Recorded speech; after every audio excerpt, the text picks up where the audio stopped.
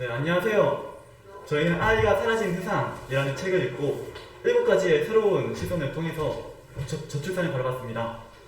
저희는 그 중에서 분야 4개 중에 분야 1, 함께 일하고 함께 돌보는 사회 조성을 위해서 기존에 있는 정책을 저희만의 생각으로, 저희만의 시선으로 새롭게 한번 바꿔보았습니다.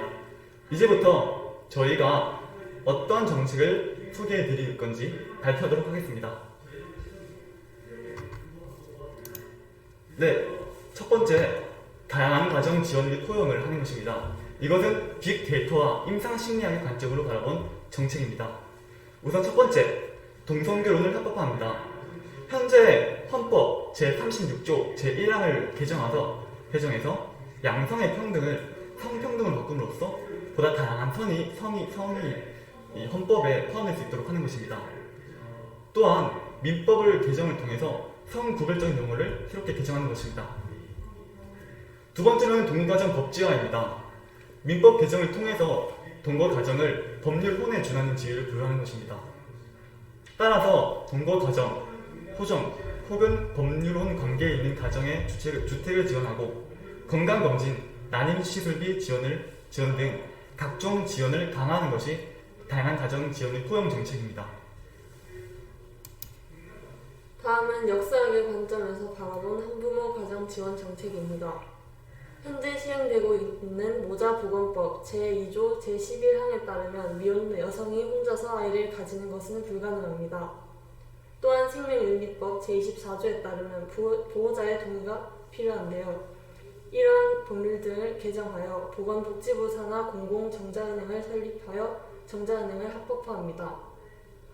또한 행복주택 지원 등 주거환경 제공과 보조금 추가 지급 등을 통하여 미혼모에 대한 지원을 확대하고 미혼부의 출생신고 제약을 철폐하여 미혼부 가정에 대한 지원도 확대합니다. 네, 다음은 근로자의 돌봄권 보장 및 일생활 균형을 위한 근무 혁신에 관한 정책입니다. 먼저 육아휴직 사용 기준을 완화하였습니다. 현행법상 만 8세 이하 또는 초등학교 2학년 이하의 자녀를 둔 경우에만 육아휴직을 사용할 수 있습니다. 하지만 저희가 법을 개정함으로써 만 12세 이하 또는 초등학교 6학년 이하의 자녀를 둔 경우에 육아휴직을 사용할 수 있도록 하였습니다. 또한 두 번째로 근무 형태의 혁신을 추진하였습니다. 유연근무제를 전면 도입함으로써 근로자가 직접 근로장소를 정하고 근로시간을 조정할 수 있도록 하였습니다. 예를 들자면 주 근로시간을 42시간으로 정했다고 가정합시다. 그럴 경우 근로자는 집에서 일을 하든 회사에서 일을 하든 상관이 없습니다. 새벽 3시에 일을 하든 오후 4시에 일을 하든 상관이 없습니다. 오직 주 42시간이라는 근로시간만 채우면 됩니다. 하지만 이것이 업종이나 직종에 따라 불가능한 경우가 있는데요. 그 경우에는 이것을 적용하지 않음으로써 저희가 산업이 원활하게 돌아갈 수 있도록 하였습니다. 네, 그래서 이것이 탄력근무제 관련 사진이고요. 넘어가도록 하겠습니다. 다음은 동물학의 관점에서 바라본 어린이 식품안전보호구역 관리 강화 제도입니다. 기존의 특별법 제5조에 따르면 식품안전보호구역은 학교와 해당 학교의 경계선으로부터 직선거리 200m이지만 이것을 500m로 늘립니다. 또한 유해 첨가물 포함 식품의 판매 제한에 대한 규정 신설을 하고 이를 위반 시 300만원 이하의 과태료를 부과합니다. 고열량, 저영양 식품 또는 고카페인 함유 식품 판매의 제한 또는 금지를 위반한 자에 대한 처벌을 기존의 30만원 이하 과태료에서 100만원 이하 과태료 부과로 강화합니다.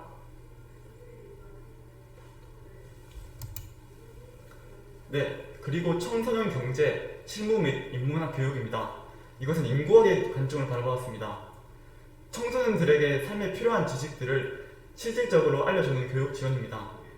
현재 실과 정보과 교육과정을 개정하고 기본 경제 상식, 인문학, 한국 현대 정치사, 실생활과 아주 밀접한 지식 강의, 예를 들어서 보험 처리 방법, 경조사 예절, 명절 차례 예절, 노동법, 사회 생활 예절법 등을 가르쳐주는 것입니다. 인문학적 기본 소양을 증진시켜서 자녀가 더욱 윤택한 삶을 살 수 있도록 지원합니다. 그리고 4차 산업혁명 관련 기술 교육을 하여 빠르게 변화하는 사회 속 자녀의 안정적인 삶을 지원함으로써 부모가 자녀가 이제 사회에 나와서 경쟁을 잘 할 수 있을지에 대한 걱정을 덜어주는 것입니다. 네, 다음은 EBS 교육 콘텐츠 및 인터넷 강의를 정부 차원에서 지원하는 것을 대폭 강화하는 정책입니다.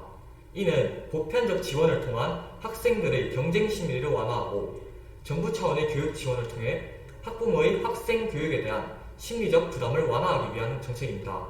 그래서 주요 내용으로는 EBS 교육 콘텐츠를 추가 예산을 편성함으로써 지원을 확대하고 이를 바탕으로 양질의 콘텐츠가 보급되도록 하였습니다.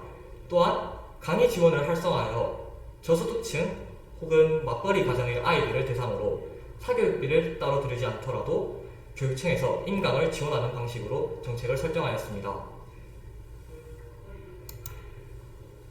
네, 그래서 EBS 사진이 되어 있고 이런 EBS에 대한 지원을 강화하는 것을 주 내용으로 하고 있습니다. 그 다음은 행복심리학 관점에서 제안한 정책인데 국가 차원의 공동육아시설 건립 및 베이비시터 고용 지원에 관련된 정책입니다. 공동육아시설에 대하여 국가에서 관리하고 운영하여 공동육아시설의 질을 끌어올리며 베이비시터를 공무원화하고 이들에 대한 자격시험을 실시하여 이분들이 전문성을 높이도록 하였습니다. 또한 같은 맥락으로 이분들에 대한 필수 교육을 실시하였으며 또한 이렇게 만든 베이비시터를 시민들도 이용할 수 있도록 국가 차원에서 지원을 하는 정책을 수립하였습니다. 네, 청년 대상 행복심리학의 관점에서 바라본 청년 대상 국가 온라인 상담 시설입니다. 국가의 오프라인 상담 시설을 확대하고 온라인 상담 시스템을 구축하여서 전문 심리 상담가를 고용하는 것입니다. 하지만 욕설과 같은 언어 폭력 발생 시 상담을 지원하거나 차단합니다. 청년들의 경쟁 심리를 약화하고 보다 행복한 삶을 지원하기 위해서 청년 토크 콘서트를 주기적으로 여성가족부 및 보건복지부에서 진행합니다. 그래서 각 층의 연사를 소비해 세대 간의 소통을 증진시키고 청년들의 진로, 취업에 대한 고민을 줄어들게 함으로써 경쟁에 넘치는 이런 삶을 조금 더 여유를 가지고 바라보게 하는 정책입니다.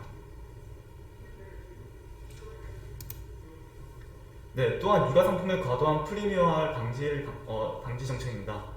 이것은 빅데이터의 관점에서 바라보았습니다. 최근 미디어상에서 VIP족, 베리 임포턴트 베이비, 골드키드족 등 육아에 필요한 물품에 돈을 아끼지 않는 계층이 형성되고 있습니다. 따라서 육아 상품에 대한 세금을 감소시키고 보급형 육아 상품 산업 지원을 확대하여 다자녀 가구 및 저소득층 육아 용품의 비용을 지원하는 것입니다. 마지막으로 환경 호르몬 감소 및 안전한 생활 보장을 위한 정책입니다.